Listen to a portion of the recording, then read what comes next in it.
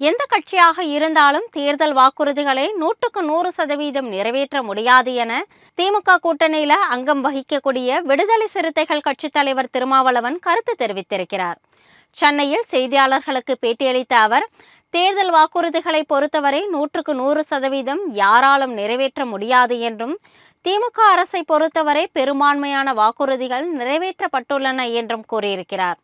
முக்கியமான சில கோரிக்கைகள் நிலுவையில் இருப்பதாக தெரிவித்த அவர், அதனை நிறைவேற்ற வேண்டும் என்பது தவிர்க்க முடியாத ஒன்று, மறுக்க முடியாத ஒன்றும் என்று கூறியிருக்கிறார். இவற்றை முதல்வர் கவனத்திற்கு சுட்டிக்காட்டியுள்ளோம். தேர்தலுக்கு முன்பாகவே முதல்வர் அந்த கோரிக்கைகளை நிறைவேற்றுவார் என திருமாவளவன் நம்பிக்கை தெரிவித்துள்ளார். திமுக தலைமையிலான கூட்டணியில் மார்க்சிஸ்ட் கம்யூனிஸ்ட் கட்சி, இந்திய கம்யூனிஸ்ட் கட்சிகள் இருக்கின்றன. இந்த கூட்டணி மிகவும் கட்டுக்கோப்பாக உறுதியுடன் இருக்கிறது.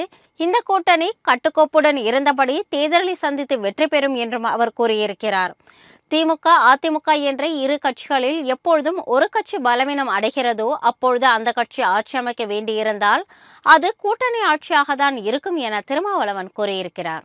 எடப்பாடி பழனிசாமி தலைமையிலான அதிமுக தொடர் தோல்விகளை சந்தித்து வருவதால் கூட்டணி ஆட்சிக்கு ஒப்புக்கொண்டால் மட்டுமே மற்ற கட்சிகள் அதிமுகவுடனான கூட்டணிக்கு ஒப்புக்கொள்ளும் என்று கூறிய திருமாவளவன், இந்நிலையே அதிமுகவும் புரிந்து கொண்டு கூட்டணி ஆட்சிக்கு தயாராக இருப்பதை உணர முடிகிறது என்றும் தெரிவித்திருக்கிறார்.